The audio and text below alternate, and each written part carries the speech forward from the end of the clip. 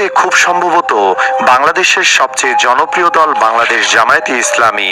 বিশেষ করে ডাকসু ও জাকসু নির্বাচনে দলটির ছাত্র সংগঠন শিবিরের বিজয়ের পর দলটির জনপ্রিয়তা নিয়ে প্রশ্ন থাকার কথাও নয়।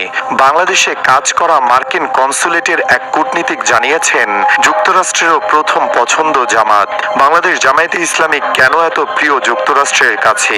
জবাবে ওই কূটনৈতিক অনেকগুলো কারণ দেখিয়েছিলেন। বিশেষ করে 5টি কারণে তারা জামায়াতকে ক্ষমতায়ও দেখতে চায়। কি সেই 5টি কারণ? তা নিয়ে আলোচনা করব জীবনের কথার এই ভিডিওতে। চলুন একে একে দেখে নেওয়া যাক কারণগুলো। নাম্বার 1, জামায়াতের নেতারা উচ্চশিক্ষিত এবং বাণিজ্যিকভাবে অত্যন্ত সফল। জামায়াতে ইসলামী বাংলাদেশের রাজনীতিকে দীর্ঘদিন ধরে একটি সংগঠিত ইসলামী ধাঁচের রাজনৈতিক শক্তি হিসাবে উপস্থিত করেছে। ঐতিহাসিকভাবে দলের শীর্ষ নেতৃত্বে অনেকেই ধর্মীয় শিক্ষা ব্যাকরণে প্রভাবশালী। দলটির নেতাদের কথা বললেই চলে আসে আল্লামা দেলোয়ার হুসাইন সাঈদী, নিজামী, কাদের মোল্লাদের মতো কিংবদন্তি নেতাদের নাম। বর্তমানে দলটির দায়িত্বে আছেন শফিকুর রহমান। একই সঙ্গে কিছু নেতা আছেন যারা বেশ পয়সাওয়ালাও, সেই সাথে তারা খরচ করেন জনকল্যাণে। বিপরীতে বিএনপির দিকে তাকালে দেখা যায় দলটির নেতারা মানুষকে সাহায্য করা তো দূরের কথা, বরং তারা লুটপাটে ব্যতিব্যস্ত। জামায়াতে ইসলামীর সাথে সংশ্লিষ্ট অনেক বাণিজ্যিক প্রতিষ্ঠান রয়েছে। এই প্রতিষ্ঠানগুলো দলের আয়ের একটি বড় উৎস হিসেবে কাজ করে। উদাহরণস্বরূপ হাসপাতাল, শিক্ষা প্রতিষ্ঠান, মাইক্রোফাইন্যান্স কার্যক্রম এবং ক্ষুদ্র ব্যবসা প্রতিষ্ঠান থেকে আয় হয়। এসব প্রতিষ্ঠান থেকে সংগৃহীত মুনাফা দলের বিভিন্ন কার্যক্রমে বিনিয়োগ করা হয়।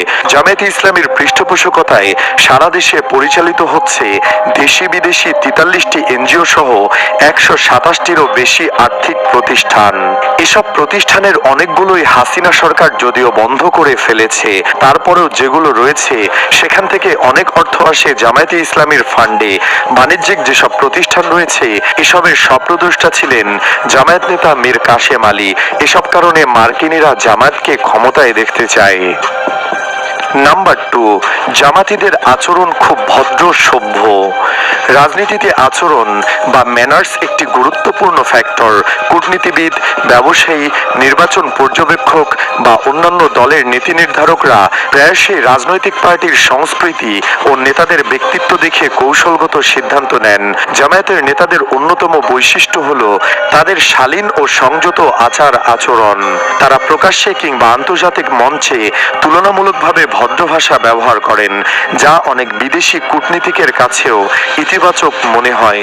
বাংলাদেশের অন্য রাজনৈতিক দলগুলোর তুলনায় তারা প্রকাশ্য আলোচনায় তুলনামূলকভাবে উত্তেজনাহীন ভঙ্গিতে নিজেদের অবস্থান ব্যাখ্যা করে থাকে।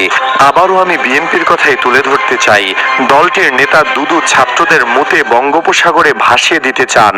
ফজু পাগলা জুলাই আন্দোলনের নেতাদের অভিনেতা এবং রাজাকারের বাচ্চা বলে গালি দেন। বিএনপির বিরুদ্ধে স্লোগান দিলে জিহ্বা কেটে কুকুরকে দিয়ে খাওয়াবেন হুমকি দিয়েছিলেন বিএনপি নেতা হাবিবুর রহমান হাবিব। চিন্তা করুন, যে দলের নেতাদের মুখের ভাষা এমন জঘন্য, তাদেরকে কি কেউ ভোট দিবে? এখন মানুষ সভ্য সমাজে বসবাস করে, কিন্তু বিএনপি এখনো অসভ্যতার মধ্যেই রয়েছে। এটি তাদের কূটনৈতিক গ্রহণযোগ্যতার অন্যতম কারণ। মার্কিন যুক্তরাষ্ট্র সহ পশ্চিমা বিশ্ব প্রায়ই চায় এমন রাজনৈতিক শক্তির সঙ্গে কথা বলতে যাদের সঙ্গে আলোচনার টেবিলে বসা সম্ভব এবং যারা আচরণে নিয়মতান্ত্রিক। এই দিক থেকে জামায়াত তাদের জন্য সহজ একটি চ্যানেল।